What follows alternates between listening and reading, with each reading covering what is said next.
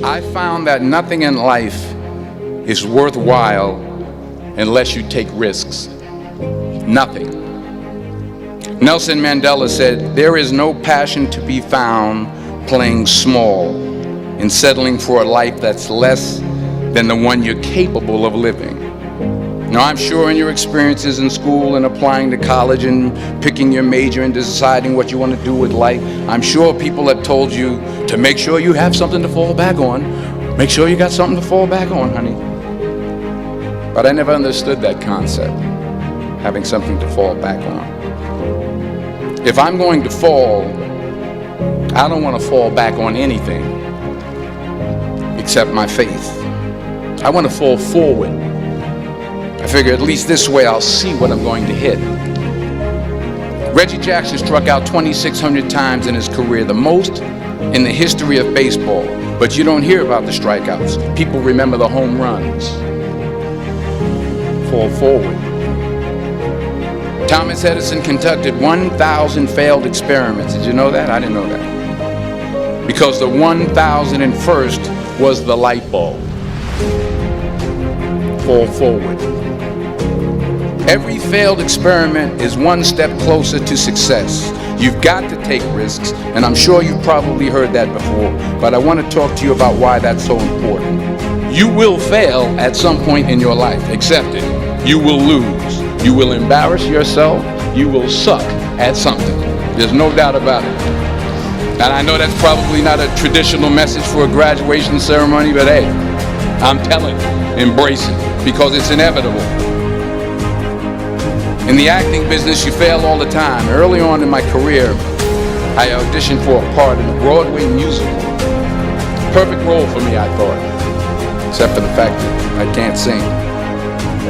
I didn't get the job. But here's the thing. I didn't quit. I didn't fall back. I walked out of there to prepare for the next audition, and the next audition, and the next audition. I prayed. I prayed. And I prayed. But I continued to fail, and fail. But it didn't matter, because you know what? There's an old saying, you hang around the barbershop long enough, sooner or later you're going to get a haircut. So you will catch a break, and I did catch a break. But here's the kicker. It was at the Court Theater. It was at the same theater that I failed that first audition 30 years prior. The point is, every graduate here today has the training and the talent to succeed. But do you have the guts to fail? If you don't fail, you're not even trying. I'll say it again. If you don't fail, you're not even trying. To get something you never had, you have to do something you never did. It says, imagine you're on your deathbed, and standing around your deathbed are the ghosts representing your unfulfilled potential. The ghost of the ideas you never acted on. The ghost of the talents you didn't use. And they're standing around your bed, angry, disappointed, and upset. They say, we came to you because you could have brought us to life, they say. And now we have to go to the grave together. So I ask you today, how many ghosts are going to be around your bed when your time comes? I just got back from South Africa. It's a beautiful country, but there are places there with terrible poverty that need help. And Africa is just the tip of the iceberg. The Middle East needs your help. Japan needs your help. Alabama needs your help. Tennessee needs your help. Louisiana needs your help. Philadelphia needs your help. The world needs a lot, and we need it from you. We really do. We need it from you young people. I mean, I'm not speaking for the rest of us up here, but I know I'm getting a little grayer. We need it from you, the young people, because remember this. So you got to get out there. You got to give it everything you got, whether it's your time, your talent, your prayers, or your treasures. What are you going to do with what you have? I'm not talking about how much you have. Some of you are business majors. Some of you are theologians, nurses, sociologists. Some of you have money. Some of you have patience. Some of you have kindness. Some of you have love. Some of you have the gift of long suffering. Whatever it is, whatever your gift is, what are you going to do with what you have? All right, now here's my last point about failure. Sometimes it's the best way to figure out where you're going. Your life will never be a straight path. I began at Fordham University as a pre-med student. I took a course called cardiac morphogenesis. I couldn't read it, I couldn't say it, I sure couldn't pass it. So then I decided to go into pre-law, then journalism. And with no academic focus, my grades took off in their own direction. Yeah, down.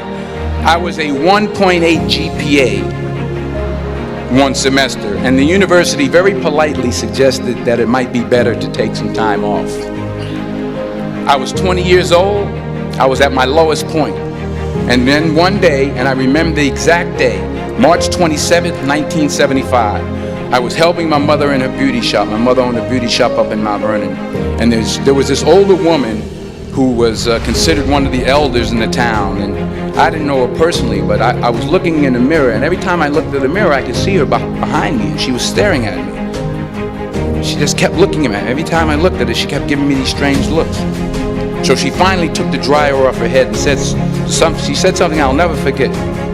She said, "Young boy, I have a prophecy, a spiritual prophecy." She said, "You are going to travel the world and speak to millions of people." And in the years that followed, just as that woman prophesied, I have traveled the world and I have spoken to millions of people through my movies. Millions who up till this day couldn't see me. Who up till this day I couldn't see while I was talking to them, and they couldn't see me. They could only see the movie. They couldn't see the real me. But I see you today, and I'm encouraged by what I see, and I'm strengthened by what I see, and I love what I see. Because taking risk is not just about going for a job. It's also about knowing what you know and what you don't know. It's about being open to people and to ideas. Because the chances you take, the people you meet, the people you love, the faith that you have, that's what's going to define you. Never be discouraged. Never hold back. Give everything you got. Remember this: fall forward.